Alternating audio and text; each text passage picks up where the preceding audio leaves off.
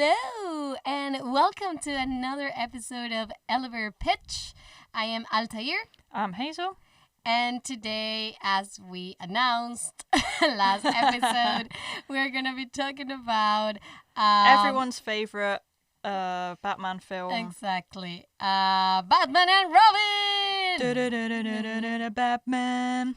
Yeah, like we said last time, we are discussing films that ruined a franchise. And this is, I think, the film that is the definition of a movie that ruins a franchise. Literally, like Exactly. this film killed the Batman franchise until what, 2005. Yeah. So that's what? 9 years? Because this one came out in 97, I think. So eight years. Yeah, so there you Yeah. go. There you go. 8 years without a Batman movie. Exactly. And Chris Nolan had to come and make us remember why Batman is Why actually we liked cool. Batman. Yeah. Exactly. In case you are new to Elevator Pitch, remember this is a podcast in which we introduce each other films that the other one hasn't seen before, and then we just bitch or praise them. Exactly. In some cases, it's an enrichment to our lives. In this case, it wasn't. I guess it's It was an experience, I guess. yeah, I guess it's a lesson on how not to make a film. That's true. You can learn a lot from bad films. Yeah. And yeah, I think Yeah. So we're gonna you're gonna give us a pitch, like your own little pitch. 5 reasons. Usually, it's 5 reasons why you should like this film. In this case, 5 reasons why it's such a bad film or why it ruined the franchise. Exactly. And then we're gonna talk about it. Yeah, that's the most exciting part. Yeah. That's what we came for, the juicy stuff. Exactly. So, are you ready for my elevator pitch about Please, Batman go. and Robin? So, Go for it. George Clooney and a whining brat, Robin, Oh my God. have to face their worst enemies yet. A frozen guy who can only speak in bad and dumb puns, and a beautiful, crazy, overacting, and horny environmentalist. Pretty accurate, yeah. Yeah. Yeah. So my 5 reasons why this film ruined the Batman franchise is, first of all, it makes the characters look dumb and stupid. I think it makes them look it sets everything back to the 60s Yeah, show. It's because like we were literally the first. To be fair, like the first 20 minutes, I was just laughing hysterically. Be honest, I was really enjoying like the first 20 to 30 minutes because I was Yeah. like, how is this a thing? Yeah. This is hilarious.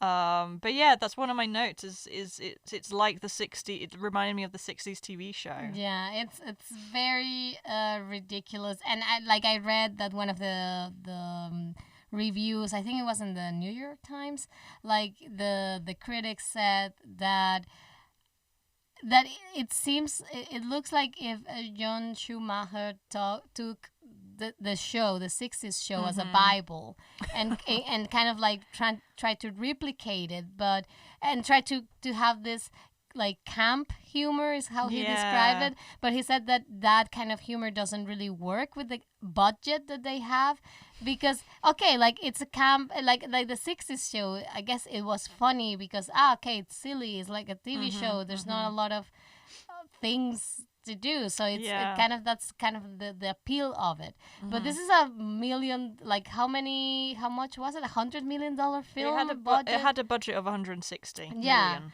So you're gonna just waste, And it made just under 240, so Yeah. that's not great. exactly. So you're gonna waste $160 million in like a silly thing that is just bad. Ugh. But I mean, to be fair, and also like, okay, on the one hand, the 60s is not the 90s. Like different thing, I guess humor has changed, entertainment has changed, people's expectations have changed. So, I mean, you could debate, like, what is Batman? Is he like the 60s TV show, like, I guess, which is more similar to the early comics, or is he what Tim Burton made him, which is this really dark, gritty superhero. But it obviously didn't work for like 1997. People had different expectations at this point. Yeah. It's just...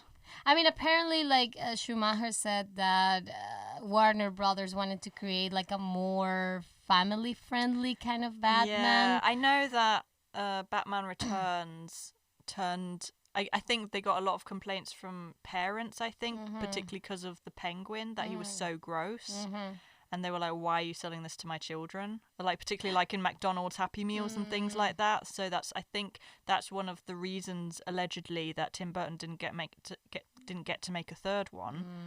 So they wanted to go the more child-friendly option, but went too far the other. Which, to be fair, like, and we'll talk about this, but there's a lot of like naked men. Inappropriate it's very, content. very camp in a very gay way, this film. So it's like, who thought this was cool? Yeah. But also I did read that what you just said about taking a comic book, that's genuinely, he wanted to make like a comic book film, literally, and it doesn't work. Yeah, it's a different language. It's a different language. But well, okay, my number 2 reason is that it's really, really, really bad writing. Like in terms of dialogue, characters, motivations, scenes. Ugh. It's come on. No. I mean, Mr. Freeze is like the worst offender of this. Yeah. Who thought, okay, we have this like iconic comic book villain, let's just have him spout puns 24/7. Yeah. And not only that, but let's also cast Arnold Schwarzenegger in this role and have him just spouting ice puns the entire time. Yeah, I think that's so... They paid him $25 million for this. Like, he was one of the most... like, George Clooney only got like $1 million, apparently. Oh, because my he wasn't like that famous yet. And Arnold Schwarzenegger like got 25 million. That's like $1 million a day, I think, or something like that. Oh my god. Yeah. God, yeah. no. And that's what they got him to do for 25 million. No. Yeah. Life is unfair. You see, parents, this is what Batman films wants to teach you, that life is unfair and it's a dark place. That's what you should be teaching your children. Way. Oh, God. But yeah, well, then... Took all the wrong lessons from this film. Exactly. Yeah, like my next note is like, it feels like it was made by high school kids who don't know anything about how to make a good film. Wow. It's like, because I mean the whole thing with I don't know, I think they wanted to do like a cool film, but like what a teenager considers is cool, which is dumb. Which you look back later in adulthood and realize, wow, I had really shitty taste back then. Exactly. It doesn't, and the writer of this film is a writer that has won, I mean, after this. That's the other thing, like, he went on to have a successful Hollywood career after this. Yeah, and he wrote, he won the Oscar, I think, for A Beautiful Mind. Yeah. So he's written other decent and good... So he's capable of good writing. Exactly, so... I don't know if he was at the beginning of his career with this film. I don't know how involved, like, how tied his hands were by the studio. Because this is the thing, we talk about this as if it's just his fault, but it's like, as anyone who has had any kind of involvement in film production whatsoever will know, film is not made by one single person. This had to go through the director, the producers, the studio execs. Like, there were plenty of people working on this film that could have said at any time, hey, maybe don't do this. Or maybe try a second or third draft. Maybe don't add nipples to Maybe don't have enormous, like, godlike statues in the middle of Gotham that they have to drive along. What's that? Yeah. So many choices in this film. Yeah. So it looks like it wasn't only like aimed to like a younger audience, but also it was made by an younger audience. Yeah. I don't know. It feels like something, like 15-year-old boys would have written in their high school for a high school assignment. You know. Yeah.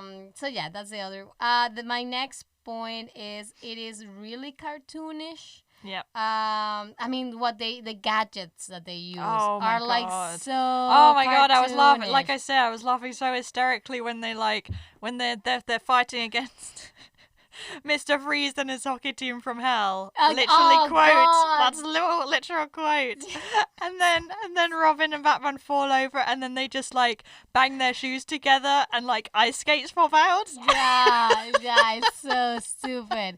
And like going man. back to the dialogue, Yeah. that bit like, oh no, Batman is the Hockey team from hell.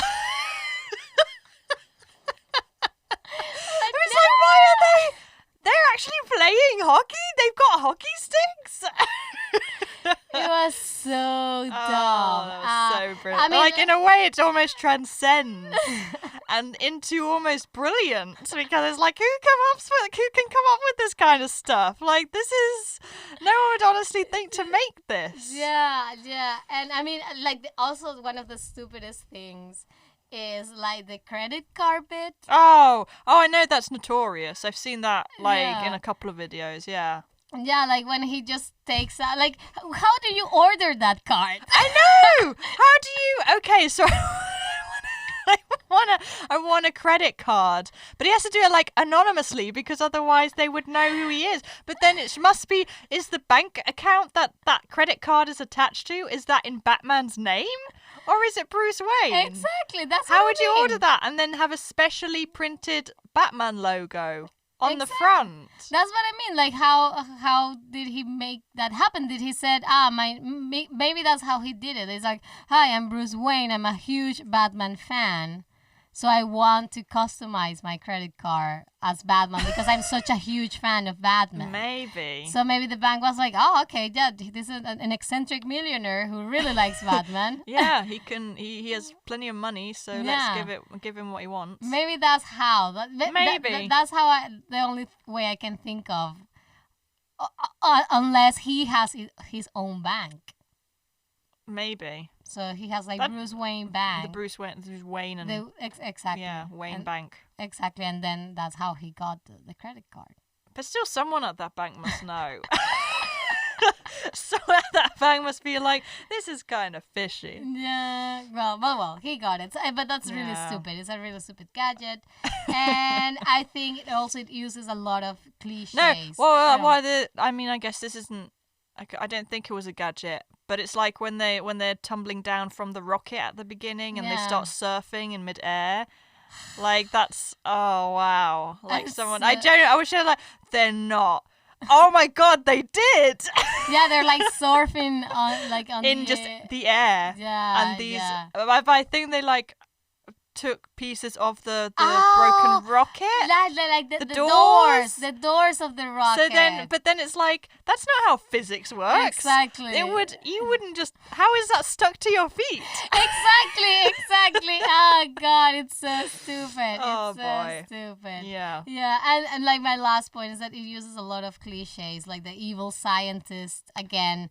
It's like so stereotypical. Twice. So, yeah. Because it's like you have Mr. Freeze, Yeah. and then you have The what's his name? Yeah, Who creates Bane? the other guy, the other crazy scientist. Woodrow. there. Woodrow, Dr. yeah. Woodrow. And again, it falls again into the cartoonish Yeah. element. A lot of the acting has to do with that as well, though. Yeah. I think the performances are. I mean, to be fair, I guess on some level, at least with Uma Thurman, I feel like she really played into it. To some extent, I feel like she knew what was going on, and in a way, Arnold Schwarzenegger kind of fit that role. But like in comparison, you have like George Clooney, who's given like a really boring performance. In comparison, That's why in my pitch, in my synopsis, I wrote George Clooney because It's just George it's just George Clooney in a Batman outfit. He's not acting really. He's No, just like not really. and You could tell he yeah. knew already that that was a bad career move. that he was like, oh god, what have I got myself into? Yeah. Which I feel like, in a way, I do feel sorry for him, because I didn't realize this was like at the beginning of his career. Like, he wasn't George Clooney yet. So I'm surprised that this didn't kill his career, quite honestly. I mean, he's good looking, so I guess he has that going for him. I guess. Yeah, but there you go. There you go. Those are my 5 reasons why I think Batman and Robin killed the Batman franchise. Yeah, fuck. yeah. So, I guess we have no choice but to try and get into this madness of a plot. Yeah. Okay. Let's go for it. Let's go for it. I was actually surprised how quickly there's no sort of waiting around at the beginning. We're like straight into the action, where even the credits are like them just getting ready to get into the Batmobile, and because Mr. Freeze is already broken into the museum, I guess. Yeah, it's like a natural history museum. Yeah. I like. There's literally no room to breathe in this movie at all. There's no pauses, no breaks, no, hey, maybe we should just let this breathe for 5 fucking minutes. It's like, it starts with them, like, with very close shots of their outfits. There's like that's it, yeah. There's like this shot of the ass. The nipples. And like, God. Oh boy. This already tells you all you need to know. Yeah, like I also felt like, okay, you need to give us as an audience a little bit of context, a little bit of, I don't know, of something, because it's like, what? This Straight guy, in there. Yeah, this guy is doing something bad, and here we have Batman, and especially they should have done it in the sense that it's a new Batman, like the actor is a new Batman. Yeah, exactly. That's what I kind of thought, that you're not introducing him in any way, like just as Bruce Wayne, and then he kicks into action and turns into Batman. He's Batman. Yeah, he's like, oh shit, that's George Clooney as Batman. Yeah. Okay. Yeah. Well, okay. Well, I guess I'll play into it. Yeah. And then they are, I think, I wrote here, I think the first thing that George Clooney says is, "Hi, Freeze, I'm Batman."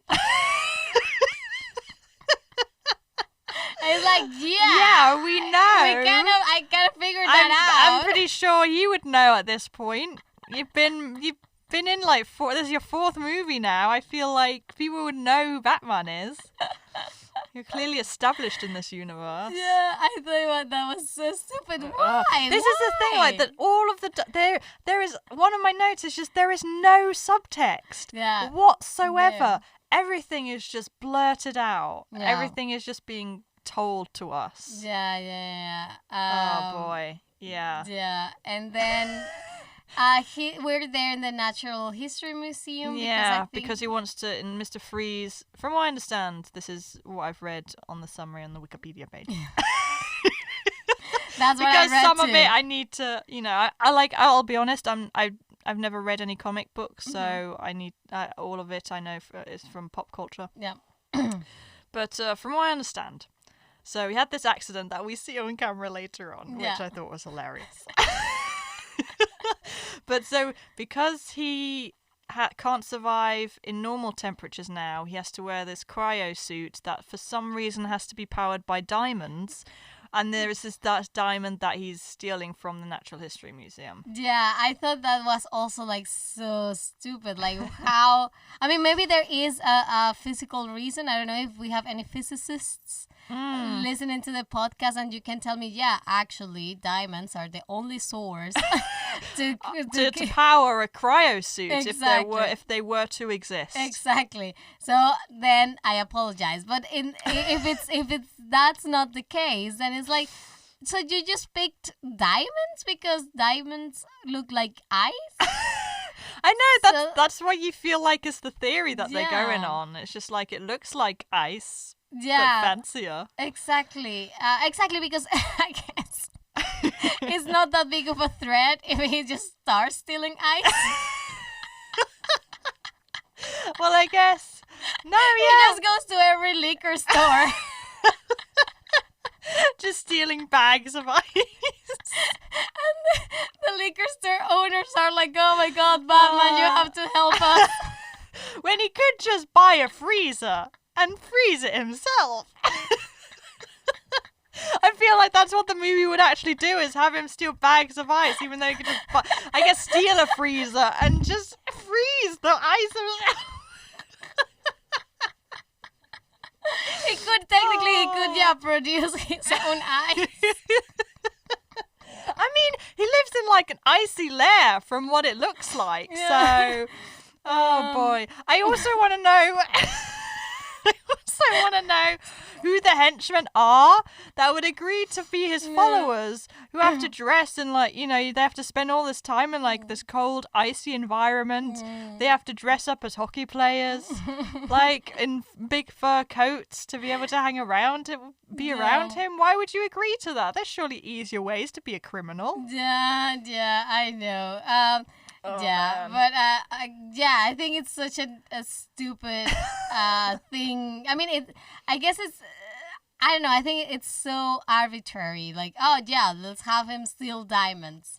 Yeah. You know, it's just okay. Yeah. I think it would have made more sense, the ice thing.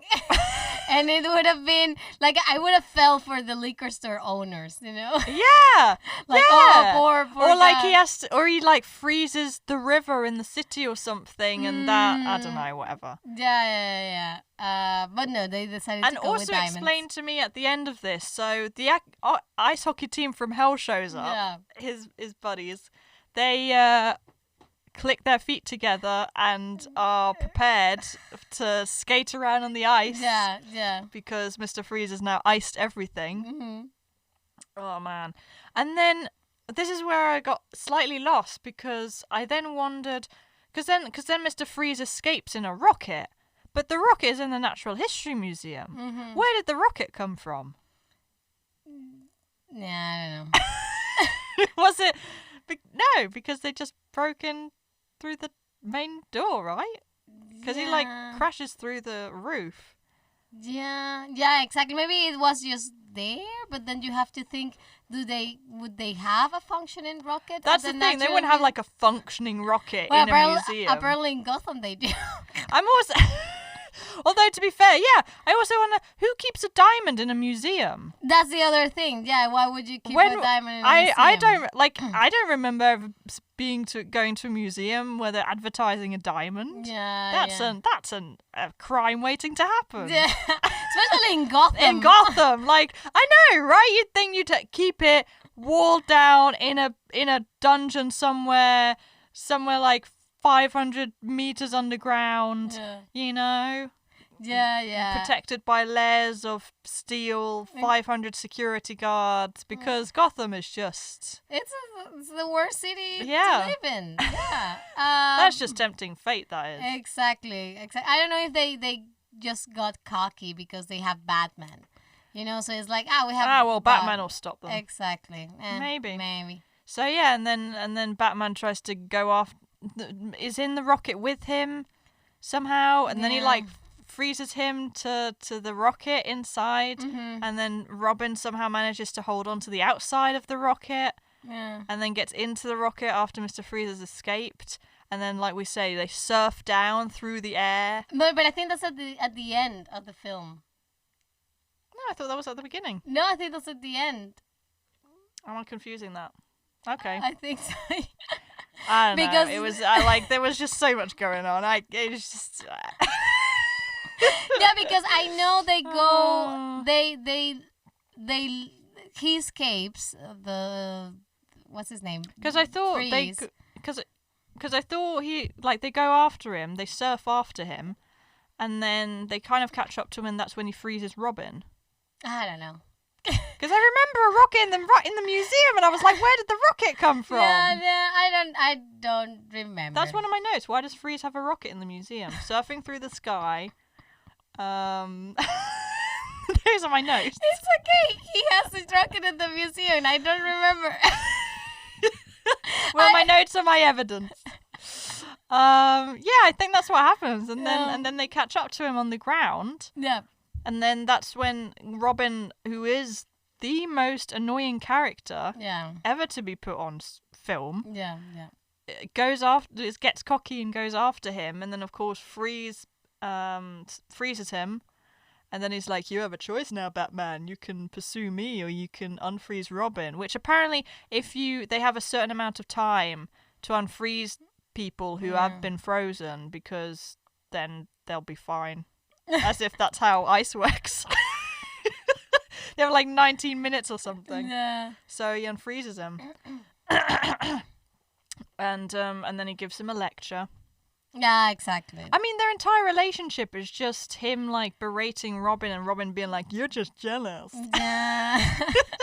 I guess they tried to kind of make their relationship like big brother and a little brother, but I don't know. He's that was too the thing annoying. I was trying to work out, because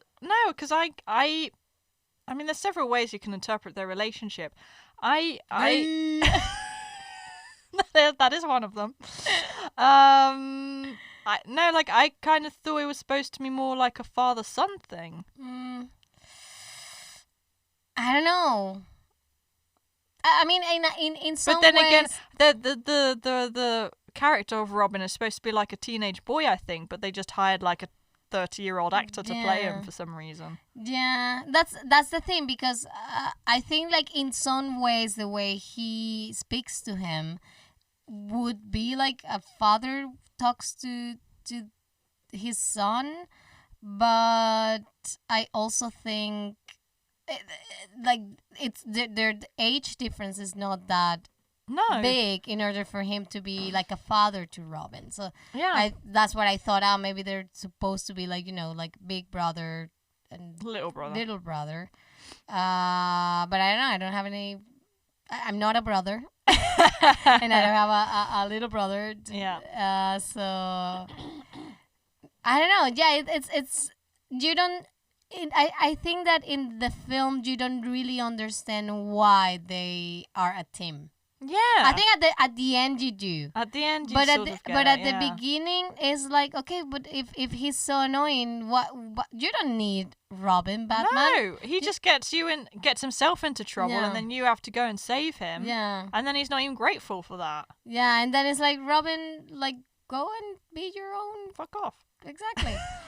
Which I think it, like, there's a comic that is about that. I think it's like Robin becomes his own superhero. Correct me if I'm wrong, comic book fans. I think it's like Nightcrawler or something like that. Sounds familiar. Yeah, but so, yeah, I think their relationship is like, okay, why are you two together? Yeah. But, yeah, let's move on. So then we get Mr. Freeze's backstory, which again is like so on the nose. I love that it's just like, yeah, so here's video footage of him becoming Mr. Freeze. There's actual video footage of Arnold Schwarzenegger just like falling backwards into like this vat of chemicals, I guess. And then he's like, now he's Mr. Freeze, and that's the end of it. And we discovered that he has been working on the cure for the McGregor's syndrome. Yeah, this made-up disease. Yeah, because his wife has it and it's incurable at the moment, and that's the one thing about Mr. Freeze. Like, he at least had a really good motivation. I understood why he was doing what he was doing, and I kind of felt for him a lot of the time. So his character was probably the most well developed out of all of them. Yeah, I guess because at least it had some sort of layers of okay, why is he doing this? He has an arc. I think he's the only one that has kind of like an arc, like a full arc. Yeah, stupid arc. Like a very sudden arc. But it's an arc nonetheless. Exactly. But that's what we discover about him. Yeah.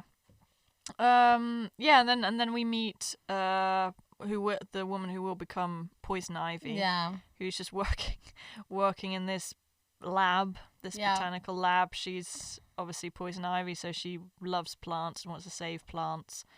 and then she happens to sneak into her boss's lair. Evil operations.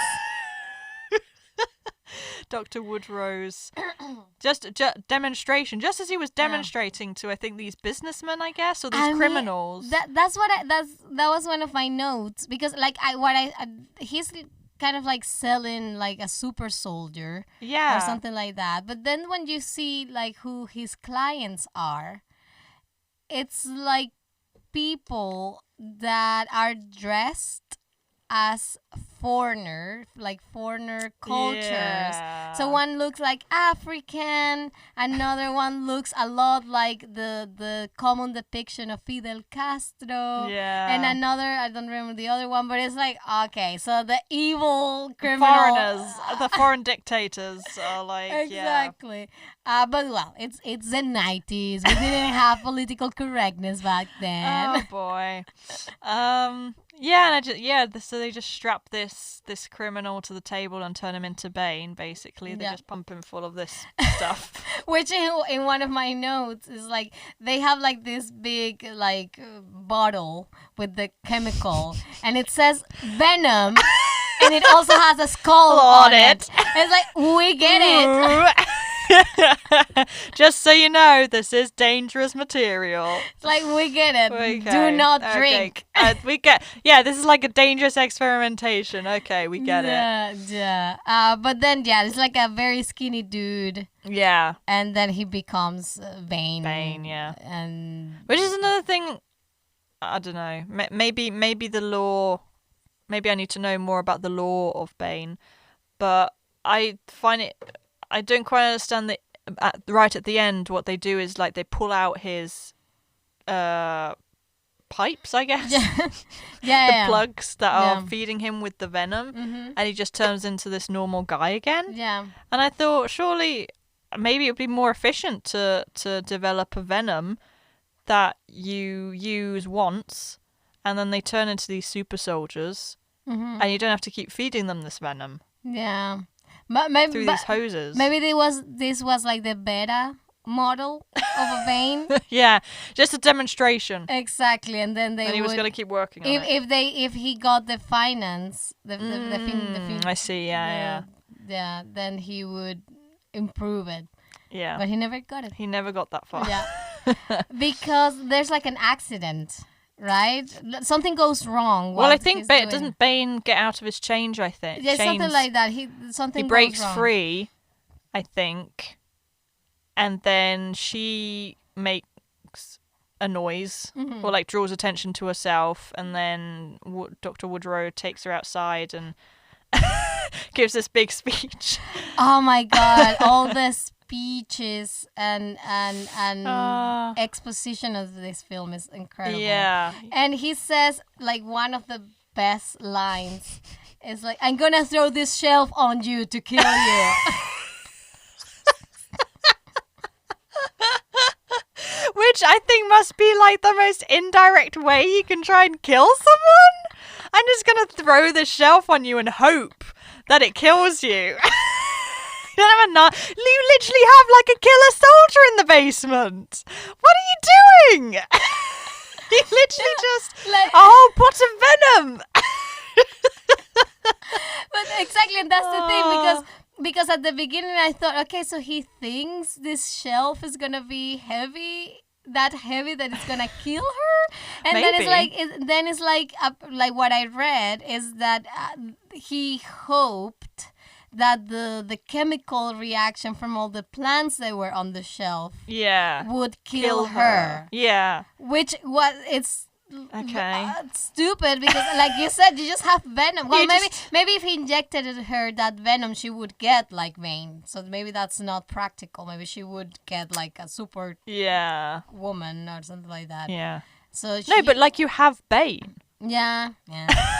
I don't know. Who could kill her easily. Yeah. Well, but he chose the shelf. It was there, so he threw it on her. Yeah. Yeah, and then I find like so the chemicals fall onto her presumably, and then she just kind of sinks into the ground. Yeah, like I think like the chemicals melt they melt the floor. Also, what were these chemicals they're working Yeah. with? Jesus. And then she comes out of And then she the suddenly whole- just rises like the Venus. Yeah, it's like which I just realized that I'm doing like a little performance, which is funny, but in the podcast you're only No one can see this. no one can see it. You're just gonna hear my. Maybe I should. I'm just working on my boy. audition Yeah. for audio porn for fantasy. Oh boy. I'm just good. going to send a sample in. Exactly. Yeah. And this is what I feel like I could have liked Poison Ivy if she had better powers. Because what really annoyed me about her, not just the performance, but also just like the lack of defined powers. Yeah. Like they're talking like she's a seductress, but she still needs this powder that she blows into people's faces. Where does she get the powder from? Yeah, I guess that it's just like Poland that she produces. I don't know. Yeah, it's like not very clear. I think they just focused on the fact that her lips are poisonous. So it's like again following this trope of the dangerous sexy woman that is like gonna kill it was you. just so like just stab him. Just Yeah. or like you. I assumed again. I'm not all caught up on Poison Ivy lore, but from what I understand, I believed she controlled plants. Yeah, and I think they show a little bit of that when she's kind of like decorating her lair. Yeah, but that's all she does. She yeah. uses it for like interior decorating. Yeah, That's yeah. it. She doesn't, she could literally like strangle someone to death with a plant, Yeah. and she doesn't. Yeah. I think that like the approach that they gave this character was very poor and Yeah. yeah. And I didn't believe her. Like the sympathetic backstory for her is she's this environmental activist. Presumably, she loves plants and she wants to save the earth. But I didn't feel like that really came through in her character at all. She's just this maniac. They didn't give us time to understand her because like she's Poison Ivy for most of the film. Like she's I think her name is Pamela Eiley. Yeah. So she's Pamela Eiley for like 10 minutes maybe. Yeah. And then all we see her is like ranting something on a voice recorder. Yeah. And again, I'm sorry, I know a lot of you that are listening are probably, environmentally friendly, but that's not something that it's gonna be very relatable, especially in the 90s. No one cared about the environment in the 90s. So it's like, how can I feel for you whose only interest is like what you could say is an inanimate object, it's not like if she cared about dogs. Animals, yeah. It's like, okay, definitely, but it's about plants, which plants are important, we already know that. But it's not something that the that concretely you as an audience member you don't really feel much for. Yeah, exactly. So she becomes just like you said, like a maniac, like a crazy woman. She's just a crazy woman. I think that's how she's portrayed. Yeah. A crazy woman who becomes seductress. Yeah. A succubus, something like that. Yeah. So Pretty much. And so she comes back and she kills him with a kiss. Yep. Which is also I also think it gets very old. Yeah. Because I get it, like and it's not even that well filmed. There's not really that much build up or anything. It's just she kisses him and he dies. Dead. And that's it. And that's all they play into throughout the film. And she kills him and it's like the most anticlimactic scene ever. Because like I would have preferred to have seen her maybe somewhere outside the castle, or so, we see she survived. And she realizes, like, I would have liked to have seen her sort of realize what she's become or like her powers, and then she goes back to kill him and to employ Bane as her henchman. but she's just immediately like, I'm Poison Ivy, and I'm gonna kill you now with my poison lips. And how do you know that you've got poison lips? Yeah, because exactly, it's like 3 seconds after she's supposed to be dead. Yeah. She's just back, and she's just now. Yeah, maybe they didn't want to do it because it would have been too similar to Catwoman. Because in Catwoman in like Batman Returns, that's how Catwoman does it, right? Like she becomes Catwoman, and then you have that space of time which she kind of like goes starts home realizing. and, maybe they didn't want to do it so they wouldn't be as similar, but there are other ways to tell that story. Yeah, it's not one or the other. There's if like you're a whole good in-between. storyteller. Exactly. But well, yeah. So she kills him, and then for some reason employs Bane as her henchman, which I'd never really understood, to be honest. They were like, why did we need Bane in this movie? Yeah. That was the other problem. This is one of my other notes, is there's too many bad guys, there's too many villains or characters in general in this film. They just tried to pack it with so many recognizable characters from the comic books. Yeah. You didn't need Robin. You didn't need Batgirl. You didn't need Bane. Like, Poison Ivy and Freeze, I think, would have been enough as villains. Batman didn't need all these other guys to help him out, you know? They were just annoying and whiny. Yeah, I guess that, I think they, like, quote-unquote, needed Robin because he comes from the previous film. Yeah. Like, they introduced him, so I guess they couldn't just get rid of it. Why not? But yeah, I think Bane was just there just to say that they had Bane. Yeah. Because he doesn't really he doesn't affect the film a lot, really. No. He's like one more obstacle that they have to overcome, but it's not like, the film could have just be what it was without him, and no one would have noticed the difference. Because from what I understand, I think obviously Christopher Nolan's interpretation of Bane is a different one. Cause with future Mr. Hernandez, I'm gonna marry Tom Hardy one day. Everyone. Oh boy! Yeah, sorry. I got sidetracked for a minute. But from what I understand, I think from what I read and from that film, I think Bane is supposed to be an intelligent character, right? And in this one, he's just dumb. He's just a dumbed down goon, you know. He just walks around and does whatever Poison Ivy tells him to do. Which I think it was also one of the criticisms for the film, that they really didn't do justice to the character of Bane. Yeah. But then my hobby, my future hobby, came to the rescue. Oh man. Yeah. I think we're not even like halfway through this film at this point. Yeah. But so now next we get the introduction of Barbara, Alfred's niece. I think this is a character that we also didn't need at all. Why is she in this film? Because it's like, even her backstory, it's like, there's no backstory, but Robin just notices that she sneaks out of the house. Yeah. And then we find out she's doing like these dangerous motorcycle races, and he ends up going to one and saving her life. But why did we need that? Yeah. That added nothing to the story. I mean, what I read, like, again, in the Wikipedia page, it said that maybe she did explain it. I don't remember hearing it. Maybe I was too, preoccupied with the food.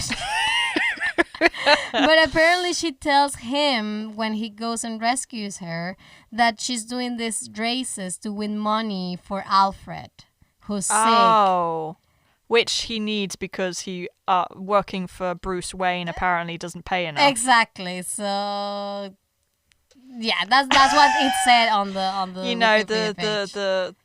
the multimillionaire who was literally raised by Alfred, who's basically like his foster father, who is now dying. You think, I know he's not going to cash out for that.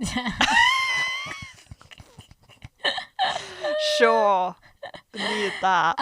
But yeah, this is a very. I mean, I'm guessing my interpretation was that they were trying to qualify her as Batgirl. That too. To show that she had these skills, but then we see her nearly get herself killed, so clearly she's not that skilled. Yeah, and also another big problem was that she also explains the subtext. She's like, oh yeah, I have it here. It's something like, I run motorcycles to hide the pain of losing my family. It's like, who died, I think, in a car crash, right? That would surely be the last thing you'd want to do. And it's like, come on, no. No. Oh boy. Yeah, it's like, why are you telling me this, or are you telling him that? Yeah, this is such a bad character. Such a bad so character. Unnecessary. To be fair, when I was a kid, I really I watched this film a lot when I was a kid. Okay. I mean, again, I'm from Venezuela, where there was not like the biggest selection of films. But I really liked the fact that there was a bad girl. You know, to see like a woman in that role of like a hero, I really liked that. Yeah. And I think I mentioned this to you when I suggested to see this film. I really also liked the fact that Poison Ivy, like her power, like that's how I understood it back then. Now it's a little bit different, but back then, like the way I saw it was, she was using her femininity as her power. Yeah. So I really that's how I interpreted that back then, you know. So I guess like for the little girl in me, that was like, my version of girl power. But then, of course, I was when this movie came out? Like 5? But probably I didn't see it when it came out. Let's see that I saw it. I mean, by the time it plays on TV, you have to wait a couple of years. So maybe like 2000. Yeah, maybe. so I was like 8. Yeah. So 8 or 9. That was what did I know? But I guess that's what they tried to do with these female characters in this film. Especially with Batgirl, they wanted to give little girls also like a reason to watch Batman. Maybe Batman was more of a boy kind of thing. Yeah. And if you add the woman, the girl, then it's like, I also want to go to see. We also get the girl demographic. Exactly. So maybe that's why. Oh, I'm sure there was some reasoning behind it. It just wasn't very good. Yeah. It's a if shame. you're going to include her, do something with her.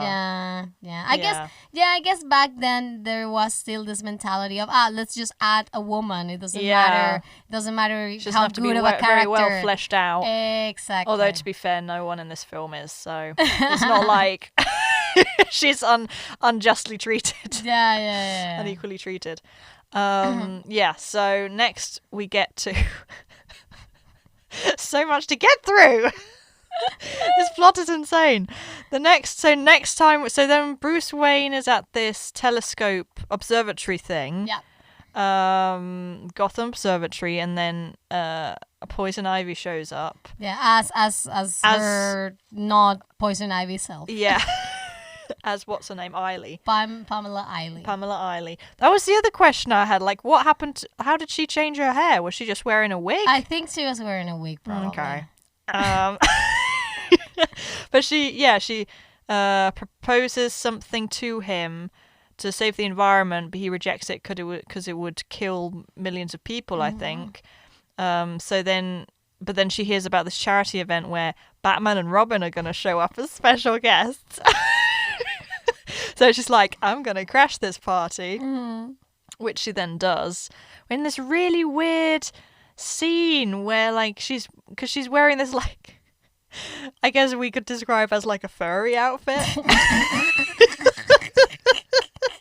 She just suddenly, like, these furries dancing in the background, and the music changes weirdly, and then she just takes off the head in the most.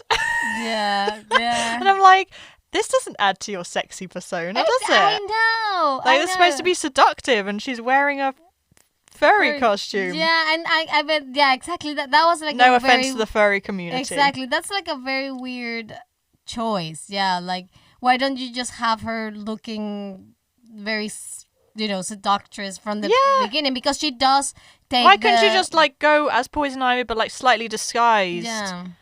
Yeah, but eventually she does take the furry outfit off, and then we get to see her like being sexy. But again, this is where I was confused. Although no, she did blow out some dust, didn't she? She did blow that. I'm sorry. To hypnotize, and because everyone was like, stunned and hypnotized. Exactly. Yeah, she kind of like. So then she kind of crowd surfs her way to the stage where Batman and Robin are standing. Yeah, and she also hypnotized. Well, like. Yeah. Blows the dust. Is it inferred that because Batman's wearing a suit, he can't smell anything? Because like the suit covers his nose, and he's not really as affected as Robin is. Yeah. I don't know. I don't know. I thought I didn't understand that. Like I just thought, he's Batman, so he knows better. Yeah, and this is where the credit card shows up. Yeah, because they kind of start bidding for her. It's like an auction. Yeah, and like that's like the stupidest thing, because it's like Robin starts bidding on her. Yeah. And it's like Batman says, like, you don't have any money, you're gonna lend it to me, asshole. It's like, why would he lend you the money? This is what I mean when I say Robin is like the worst character ever.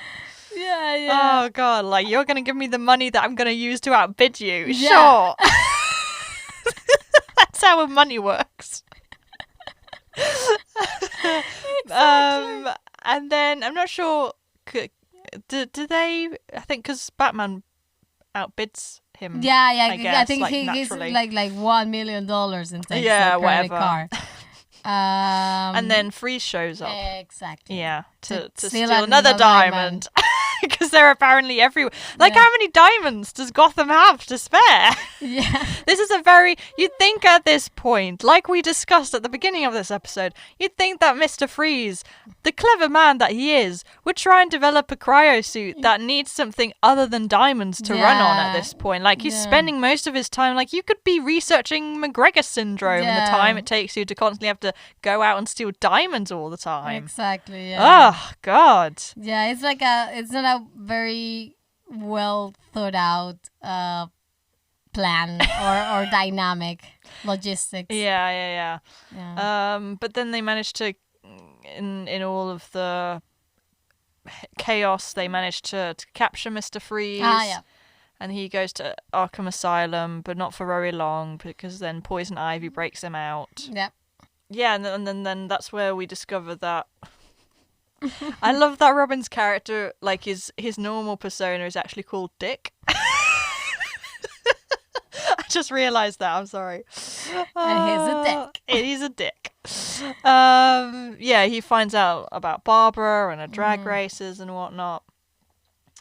And then I think like Robin and Batman have this one of their many fights about, you're just jealous because Ivy was about to kiss me, and it's like, oh my god, Robin, you're like such a and they have like this I don't remember exactly where it is. I think it's obviously after that party that he's like with his girlfriend.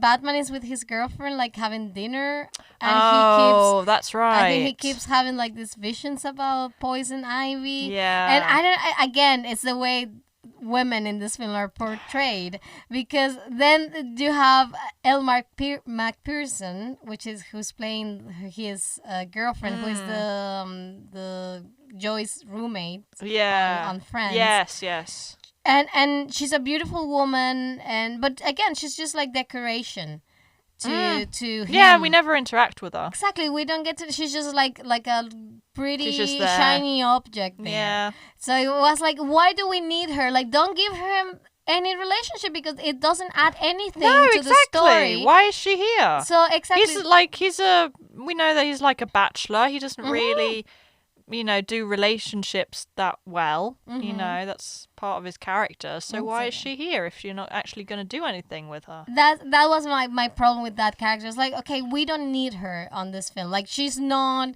a motivation for him, because in the other films, all the women pose some sort of they're involved in the plot somehow. Exactly. Not her. She's just there. Yeah. Saying, Bruce, can you see me?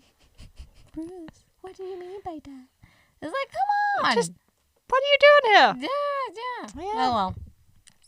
Yeah. Oh, and then also in the meantime, Robin's discovered that Alfred is dying. Yeah. Of the same, coincidentally, the same exact disease that Mr. Freeze's wife is dying of. Yeah. That we'll get to. Yeah, I thought that was so. Oh man. Yeah, and then Alfred like saves. I don't know what, like, saves all this information on these discs or something. Yeah. For some reason, I don't really understand, other than to allow Barbara to figure out the password. Exactly. And what this is what always gets me in like movies is like how easily people's passwords are hacked. That these people always just use, I don't know, something from their lives. Password It's just like, as a password. that is just to realise, oh, it was his sister, I think. Yeah, I And there's think the it was password. his And it's sister. like, we're in. Yeah. I mean, it did take her a few. Yeah, it took her a few attempts. goes, but Yeah, eventually she did figure it out. When not even everyone like, figured it out. because I think is her name Pat or something. Like, it's not even like Pat 123. You know, or Pat percentage, you know, something like that. Something, you know, that would make it a little more difficult to figure out. But no, it's just Pat. It's so stupid. And this is the guy who works for Batman. Yeah. He should know he should know, be better about security. Yeah. But I mean, He's I guess you can argue that maybe he wanted her to figure out the password. Ugh. But then why have a password then? Yeah, that is true. Yeah. Why not just give her the information? Yeah. Because that's what got me at the end when she enters the Batcave and he's like, I've been expecting you. So here's your own fully I know, right? a custom made Batgirl outfit. So he was like, exactly, that was like my thought. Like, so you were just waiting for someday your niece to show figure it up, out. And you just made her A a suit. You didn't ask Batman whether he wanted like a female companion in his team. Did you know not to think to mention to him, hey, maybe we should bring someone else into our secret world? Yeah, no, he was like, Yeah, she's fine. We can trust her. This niece that I barely see, but sure. I know. What if she's working for Mr. Freeze? Who knows? She could have been a criminal. a double agent. You never know. Exactly. That would have been a great twist, to be fair. That would have made this movie a little bit better. Yeah, I know. It's God. Yeah, I thought that was so, again, like something that you write for a assignment at school. Yeah. You know, that you don't really have to really think about good writing. Yeah. So, oh yeah, and then Poison Ivy's plot then, because Mr. Freeze obviously wants to save his wife, so then she goes and nearly kills his wife, who's like in this liquid tub. Yeah. I guess aquarium, so to speak. I guess. Like pulls the plug, but then Batman puts it back in time, I think. Yeah, something like that. But then she tells Mr. Freeze that she's dead and that Batman killed her, and to get Mr. Freeze to focus on her evil plan, which is to just freeze Gotham. Yeah. For some reason. Yeah.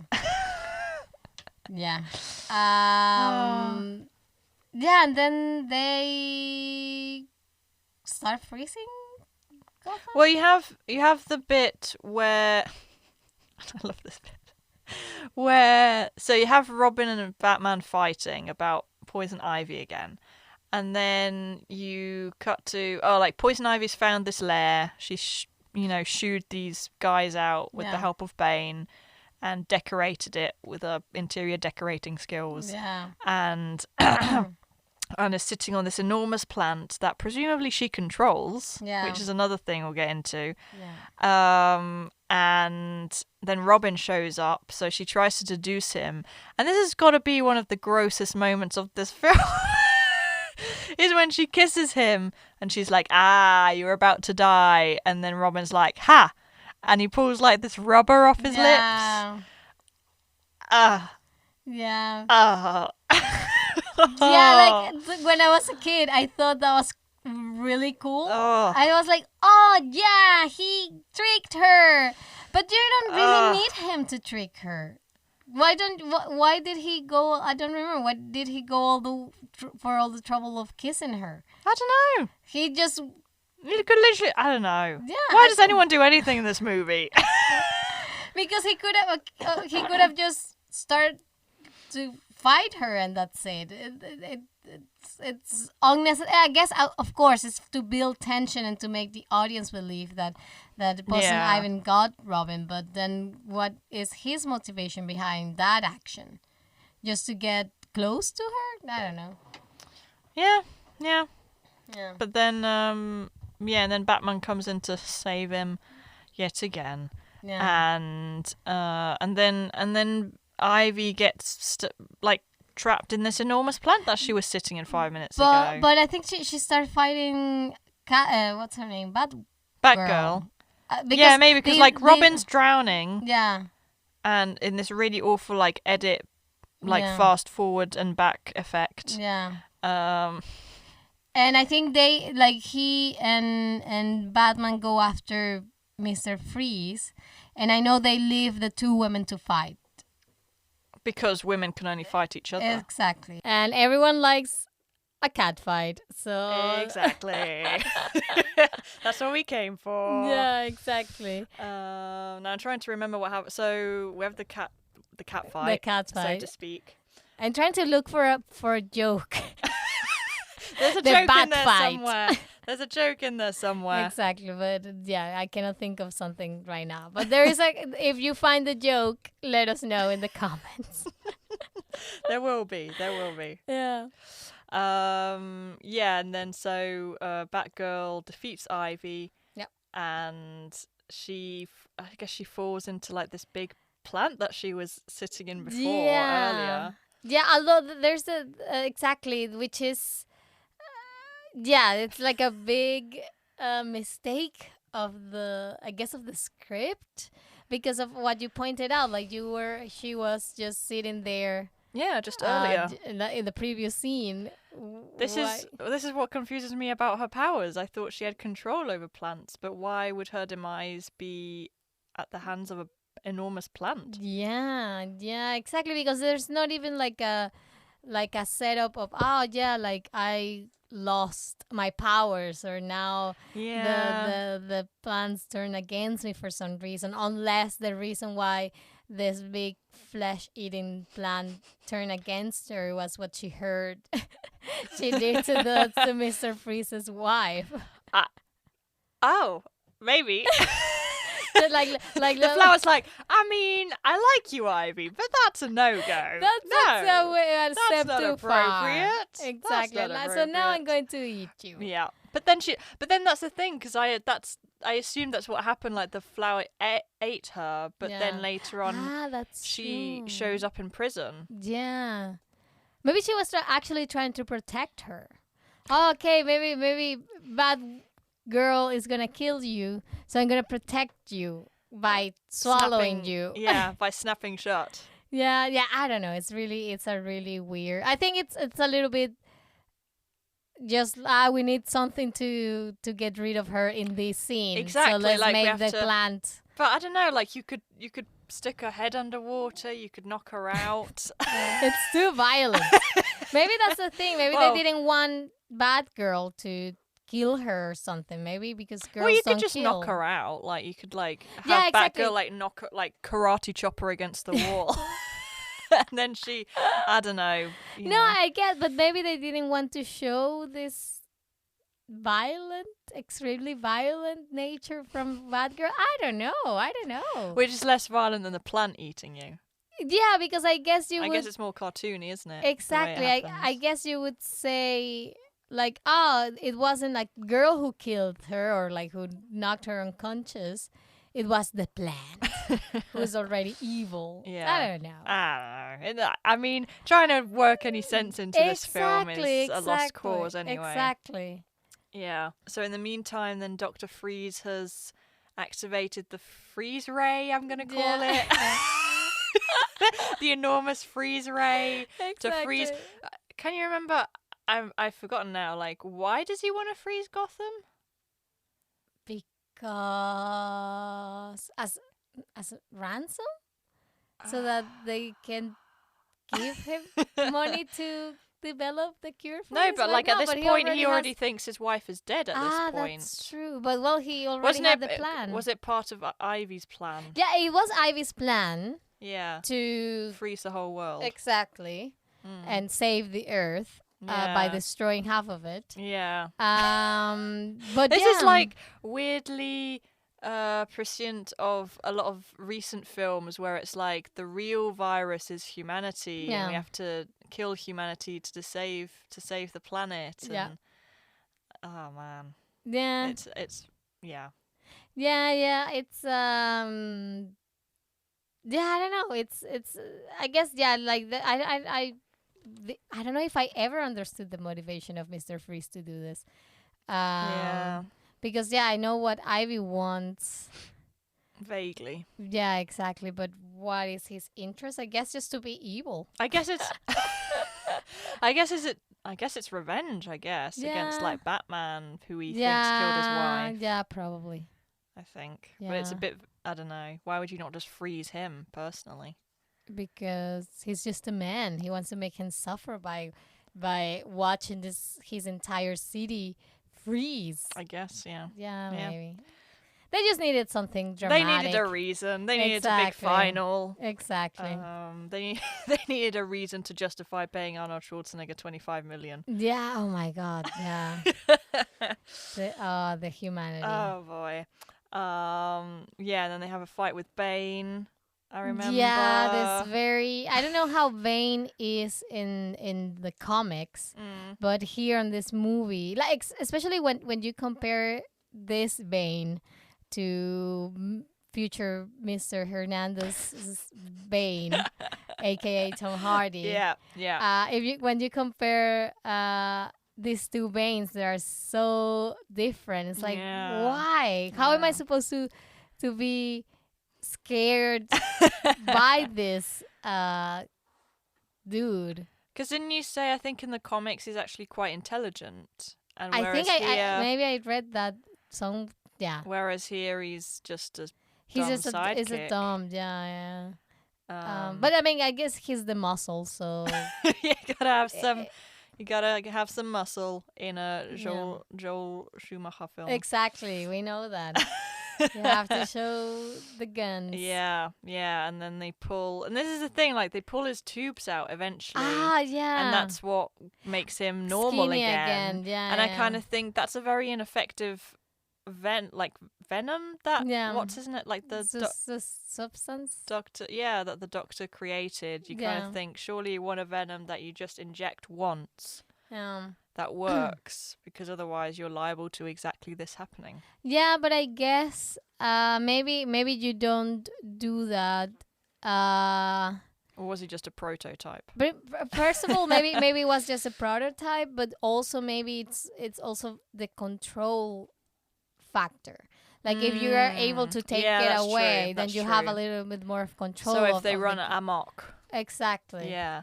So you can if you then you'll go back to being skinny, and so because if they it's just one shot that makes him invincible, then it's like, okay, why would I listen to you? Yeah, that's true. Yeah. That is true. Yeah. Very well reasoned. Yeah. That's the only thing that That's- makes sense. The only logical. The only thing thing that about- they did research. Anything they did think about, character-wise, that would make sense. Yeah. So they dispatch Bane, and then they fight with Freeze, and I think Batman fights with tries to subdue him, and then Batgirl and Robin managed to thaw the city, because as we all know, if you get frozen solid, if you're unfrozen within those 12 minutes or something, you'll be fine. Yeah, I think they do it with the sun, isn't it? Like Yeah, they I think reflect don't they the have sun. these satellites, isn't it? Yeah, that, something like from Wayne Corp Yeah. that they have to reflect the sun back. I think. Yeah, exactly, exactly. Which I was like, surely that would just cook people. Like, you have no control over the temperature. Sure, you'd thaw them, but you'd probably also cook them at the same time. That's not a great solution. Very true, very Yeah, true. yeah. Oh god. Yeah, so they manage, and don't they fall like down a cliff or something? It collapses, I think. I think it collapses. And then they manage to save themselves, and then they defeat Freeze, and then Yeah. they show him a conveniently filmed video. That's filmed in exactly the same way that, you know, it was presented in the film. Of Ivy just admitting to Batgirl. Like, Batgirl, she's like... It's like the angle composition is- of the frame the is angle is perfect. completely wrong. It's like she's talking to Batgirl, but then the angle is from a different angle. But Batgirl is in the frame, so how Yeah, can you... so who filmed it? It's not like they couldn't even be bothered to like at least film just a sequence from like Batgirl's perspective that would look like Yeah, you that's the thing. know. You know, like being a kid. I mean, again, like when I watched this film, I wasn't even 10 years old. Um, but you would watch this film and you wouldn't question that, you know. Yeah, You wouldn't question yeah. the fact that, oh, but how is it shot That- in the same way Yeah, as we it's the saw it same in footage that we just Exactly. saw. Exactly. So I don't know if it is that I was very young or just very stupid or people are just more aware now of the cinematic language that now I see it and that's the first thing that, oh well I am a master in filmmaking. We are masters in filmmaking. That yeah. is true. That is true. But that is funny. Like how back then I wouldn't think that was weird. I would think just like, oh my god, that is so cool Clever. and convenient that they showed him. Of course. Why wouldn't you do that? That's the thing to do. Ah, she's so smart for Exactly. recording that. Exactly. And now you see it, it's like, oh my God. god. but then you have to. I think it's the thing that we. I think the reason must be that we're a little bit more knowledgeable in the filmmaking in general, not just you and me because we're Yeah. masters in filmmaking. Yeah. But because, I mean, I'm sure like this is not Schumacher's first film, and I'm sure he had like a group of professional filmmakers that I'm sure could have suggested, hey, what if we shot this in a different angle? Like if while we're Yeah. filming this and you shout cut and then we just quickly reset the camera and just do a take from another Exactly. angle. Exactly. So probably they didn't think about it, probably because they didn't think the audience knew enough to Maybe. to Maybe. notice that okay, you're using the same People footage. were stupid in Yeah, 1997. exactly. People Yeah. are still stupid now, so There's one thing we've learned this past year is that a lot of people are still stupid. exactly. But Yeah. yeah, well, that's happened, There you go. and that made him made Dr. Freeze. Yeah, Mr. Freeze. Mr. Freeze, help them with. Yeah, so this is the next great, really convenient bit of Yeah. storytelling. So yeah, so they show Ivy's confession and tell him that his wife is actually still alive, and then they ask him for the for the cure to the disease. What was it? McGregor's disease syndrome, and that he's found a cure for, but he's also conveniently got not one vial for his wife, but 2 vials. for Alfred. In case there is conveniently another character also suffering from McGregor syndrome that they In need to this city. save. Oh, I God. love that. It's not even like they couldn't even like do 3 or something. Like I did 2 extra ones. just in Yeah. case. So it's, I've just. No, I just did 2. Yeah. And it's like, but if those are the 2 only vials in existence, then what about how are you going to make any more? Yeah, exactly. Or I guess he Unless has the recipe. exactly. Recipe. I guess. Yeah. Yeah. Yeah, exactly, because I thought, oh yeah, well maybe it could have also worked because he might not just have done those 2 vials. Maybe he has like He was a just whole yeah. a whole Petri thing. No, Petri dish is just a dish. I don't know how you call the thing is in English. Like a tub or something. Yeah, so maybe he has something like in a tank. Yeah. But what is funny is that he conveniently has the 2 vials. He just has 2 with vials him. with he him. He just carried them. You never know when Batman even is going to though ask up you. until now recently he thought his wife was dead, so there was no point in carrying these 2 vials around. Oh God. Oh man, Oh, I love God. that bit of storytelling. Yeah. Yeah, so and then they go back and they cure Alfred. Yep. And then is it this when we get to the prison where Ivy's in prison and then Freeze comes in and he wants to somehow take his revenge on her, but it's unclear what he actually does. Yep. Yeah. And then I think it's the final montage of the 3 of them running. I don't know what else happens with the 3 of them. Well, I guess Barbara stays. Yeah. And then it's the final montage of they running. Batman. Batman. Exactly. And that was Batman and Robin. Yeah. Yeah. Wonderful piece of filmmaking. Of American. Yeah, exactly. Oh, classic cinema. Exactly. So, out of I'm going to start with 0 because that is a possibility with this film. From 0 to 10, how many credit cards would you give this film? Oh God. I'm trying to, because my first instinct would be to give it 0. Yeah. Because it's really I couldn't believe how bad it was. There's almost no redeeming qualities. Exactly. I guess I could give it like a 1. For the I don't know, like I really liked when I was a kid again, the character of Poison Ivy and how her femininity was in a way her power, which I know that when you reevaluate it's like it's problematic. Yeah. But back then, like as a little girl, I found it quite cool that her being a woman was the thing that gave her kind of like leverage. Yeah. In a way. Yeah. So 0.5 I would give 0.5. Okay. Yeah. What about you? It's tough because I mean, like I said at the beginning, I mean that I can't deny that I did enjoy like the first half an hour. Like I was laughing hysterically. Like it was intended. I think if this film had been half an hour shorter, I think I could be more forgiving of it. I think it's just particularly after the first hour, and it's just there's no moment to breathe. It's just the same things over and like the puns, the action, the characters. It's it gets quite grating. So thinking. It's between a 1 and a 2. I'm trying to decide how generous I'm gonna be. Okay.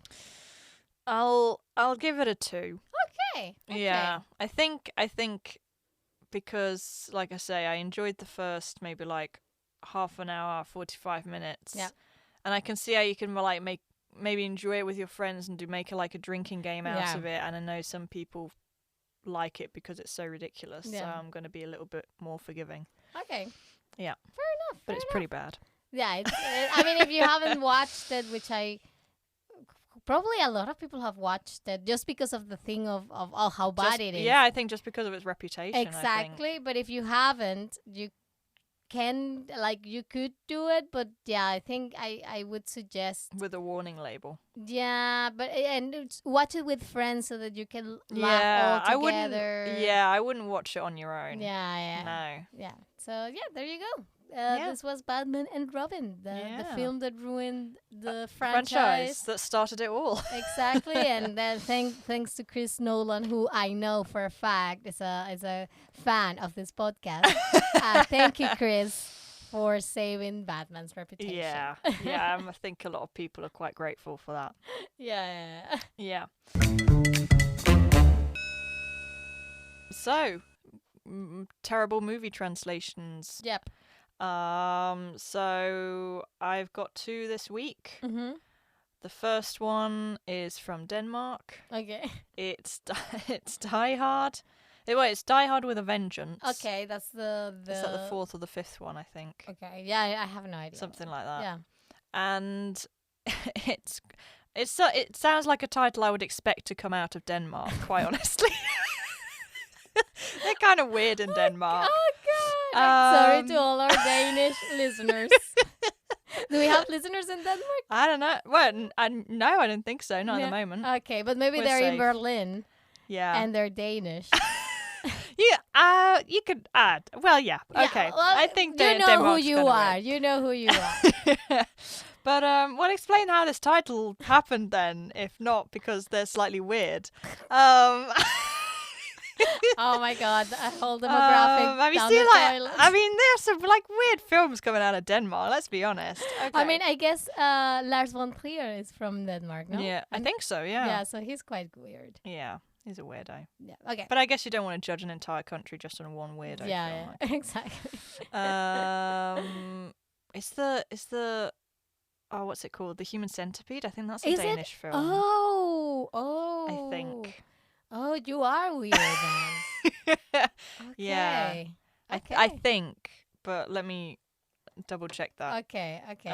But anyway, Yeah. while I'm doing that, I'm gonna get to explain the title. So Yeah. the title is gonna get really distracted now. So the title, the Danish title for Die Hard with a Vengeance is Die Hard Mega Hard. So Mega hard. Yeah. It's.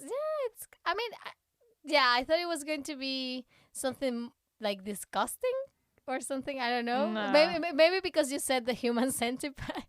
So like in my, I've googled that. It's Dutch actually. I got okay. those confused. Okay, but who Dutch doesn't? and Dutch and Danish is not the same thing. I want to make that clear. But it's from the Netherlands. Okay. So they're the weirdos. I'm thinking. Okay. Yeah, I think Denmark's still pretty weird though. I'm gonna stand by that. I've never been to Denmark. I don't know why I get this impression, but Have you ever met a Danish person?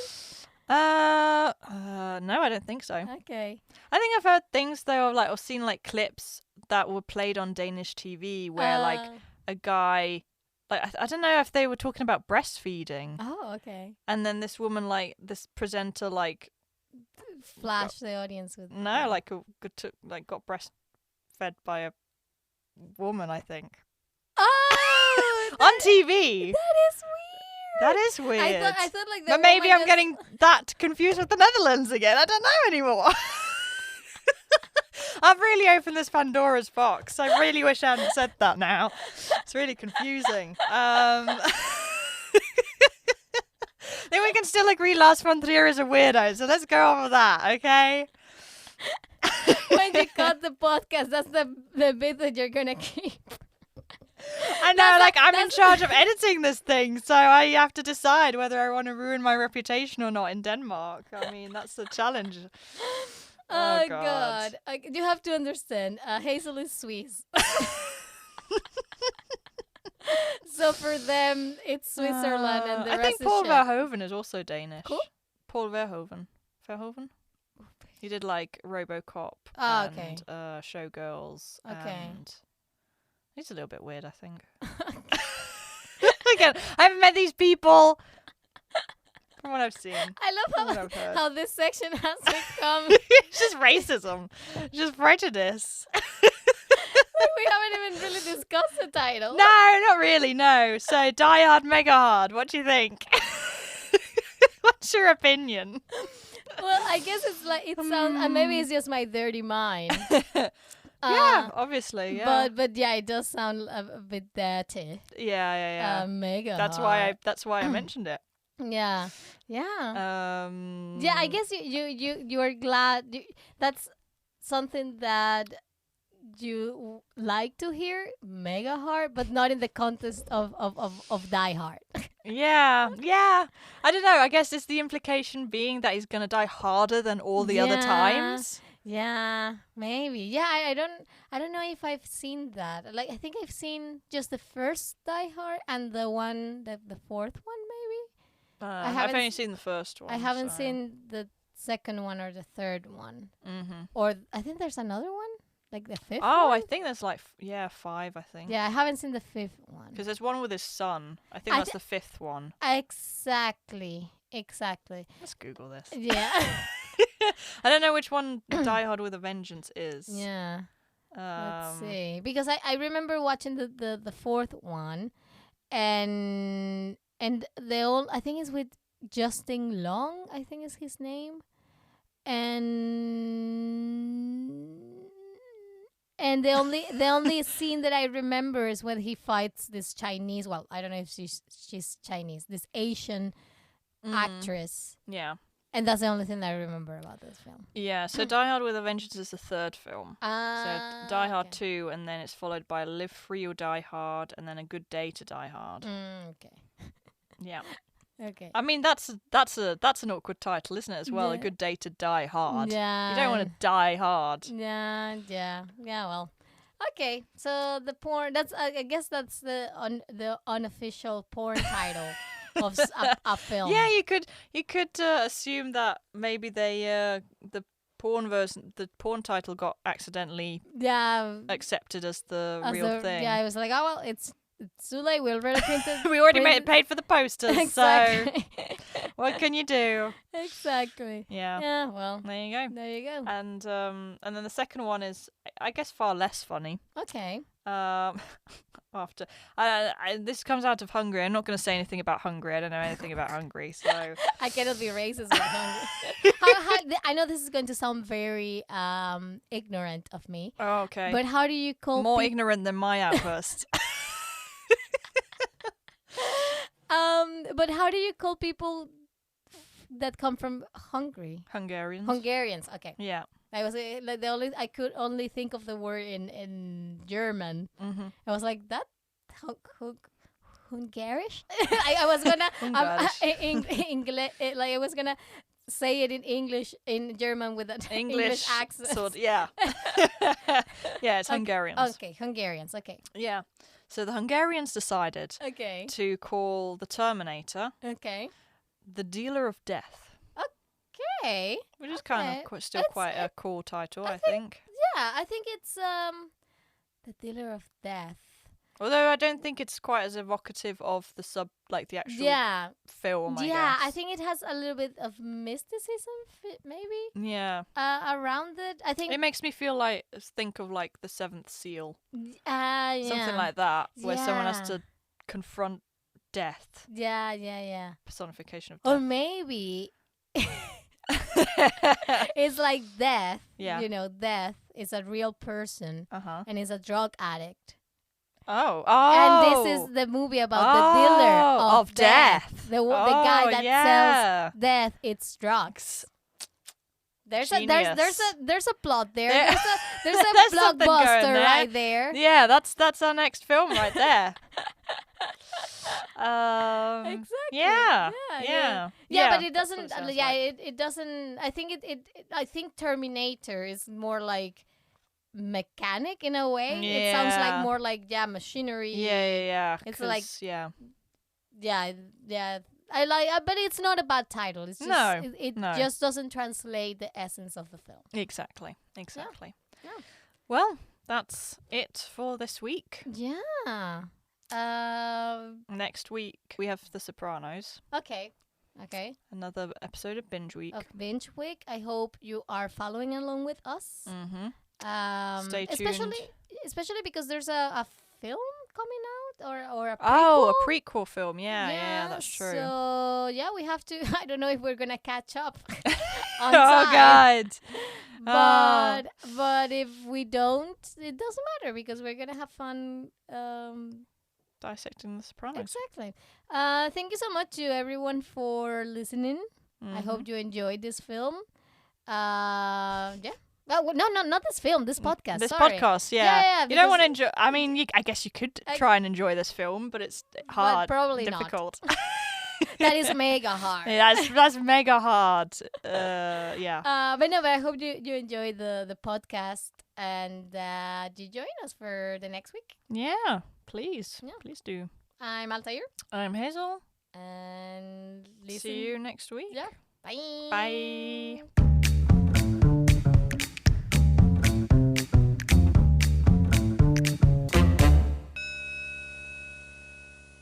If you like this episode, why not hit that subscribe button so you'll never miss another episode? And if that's still not enough, you can follow us on Instagram at elevatorpitch_pod to stay up to date with all the latest news.